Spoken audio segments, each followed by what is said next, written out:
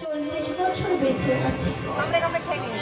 এই 40 বছরের মধ্যে প্রথম 10 বছর বাদ দিলাম শৈশব কৈশোর যৌবন, দ্বিতীয় 10 বছর বাদ দিলাম বাবা মা বিয়ে দিয়েছে, একটা সন্তান হয়েছে, তার পেছনে আরো 10টা বছর বাদ দিলাম সন্তানটাকে মানুষের মতো মানুষ করতে হবে।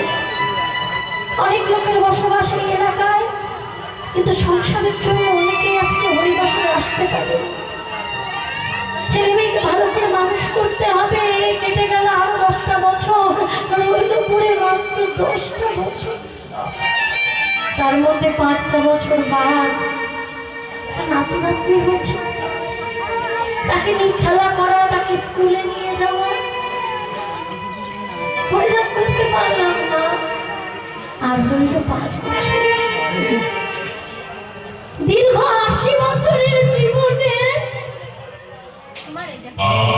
যে গৌরহরি আবার জন্য 67 বছরের বৃদ্ধা জননী মাকে ছেড়ে দিলেন, 14 বছরের বালিকা বলল বিষ্ণুপ্রিয়াকে ছেড়ে দিলেন। যে মেয়েটা কোনোদিনও বুঝতে পারলো না স্বামীর ভালোবাসা কাকে বলে, সংসার কাকে বলে, তাকে ত্যাগ করলে, নদেবাসীর ভালোবাসা ত্যাগ করলে। আর আমরা কি করলাম? 80 বছরের দীর্ঘ জীবনে ভগবানকে দেওয়ার মতো মাত্র 5টা বছর। তাও এই 5 বছরের বয়সটা তখন 75। তখন কি মনে হবে হরিবাসরে গিয়ে একটু বসি? তখন কি মনে হবে একটু কৃষ্ণ নাম করে হরিনাম করব? ও যারা কথা দিয়ে কথা রাখে না তাদেরকে কি বলে? বিশ্বাসঘাতক। আমরা এখানে উপস্থিত সকলে একটা একটা বিশ্বাসঘাতক, একটা একটা বেঈমান। আমিও, তোমরা সকলে। কেন জানো? আমরা জন্মের সময় যখন 7 মাসে মায়ের গর্ভে ছিলাম, গৌরহরি আসলো দেখা করতে। কথা দিলাম প্রভু। প্রভু সে বললেন, হ্যাঁ যেখানে যাচ্ছিস সেখানে কি আমায় ভুলে যাবে না?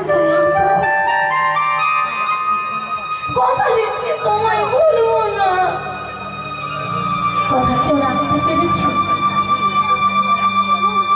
প্রভু আমাকে একটা জিনিস দেবে, চাইবো কি চাইবো?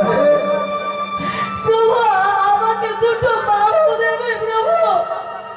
চেয়ে নিয়ে আসলাম। 7 মাসে যখন মায়ের গর্ভে ছিলাম, সাধেরদের একটা মালা পরিয়ে দেয় না, ওই মালাটা কিন্তু বাচ্চাকে পরানো হয় না।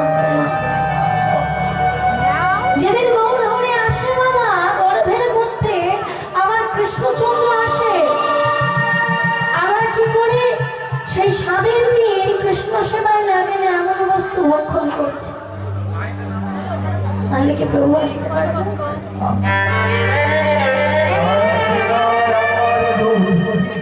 তবে আমি বলছি না যে আমি কিছু সেবা করবো না, লোককে দিও না, কারণ আমি বলতে গিয়েছি বাবা, আমি অনেক জায়গায় কথা শুনেছি। হ্যাঁ, লোকের গানা নিমন্ত্রণ করেছি, এখন কি পনিরের ঝোল খাওয়াবো? আমি বলছি না, কিন্তু একটা জিনিস মাথায় ভালো করে ভেবে দেখো তো, জন্ম হয় আর রবীন্দ্রনাথ ঠাকুরের, আর কি জন্ম হয়েছে স্বামী বিবেকানন্দের মতো কারণ? আর কি এসেছে আমার গৌরহরি? আসেননি তো, কারণ সেরকম গর্ভ পায়নি। ও মা, যেদিন স্বাদ হচ্ছে সেদিন আগেকার মায়েরা কি করতো? একটা মন্দির থেকে প্রসাদ এনে সেবা দেওয়া হতো, কিংবা গুরুদেবের মুখ প্রসাদ সেবা করাতেন। এখনকার মায়েরা কি করছে আমি মুখে তুলে বলবো না, আমি বলছি না যত কুকুর নিমন্ত্রণ করে তুমি নিরামিষ খেতে দাও না, তবে যেদিন স্বাদটা হবে সেদিন আমরা সকলেই পারি প্রসাদ দিয়ে শুরু করতে, পারি না? স্বাদ হয়ে যায় যে কোনো একটা দিন দেখে আমি সাচার যজ্ঞ মহাযজ্ঞ সবকিছু করতে পারি কি? তাতে তো আমাদের লোকাচার বাধা দিচ্ছে না। জয় রাধে। ভগবানের কাছে চাইলাম, প্রভু আমাকে একটা বাবু দেবো। আমার ছেলেটার পড়াশোনা ঠিকঠাক হচ্ছে না, ওকে আমার কাছে পাঠিয়ে দেবো। ছেলেকে পাঠিয়ে দিলাম, নাতিটাও চলে গেল। যে হৃদয়ে একদিন সবাই ছিল, আজকে সেই হৃদয়ে এক মুখ শূন্যতা। চারিদিকে তাকিয়ে দেখি আপন বলে কেউ নাই। সেই দিন যদি একবার বলতে পারি দয়াময় একটা বাড়ি কৃপা করো, দয়াময় একবার চরণ দুটো বাড়িয়ে দাও, সেদিনও আসবে কৌর হরি, কারণ সে পরম দয়াল দেববন্ধু হরি। তাই এসো না, আমরা সবাই মিলে একবার তাকে একটু ডাকি। সবাই এসো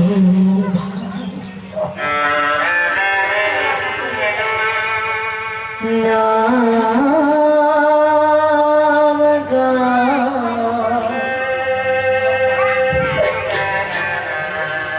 কৃষ্ণ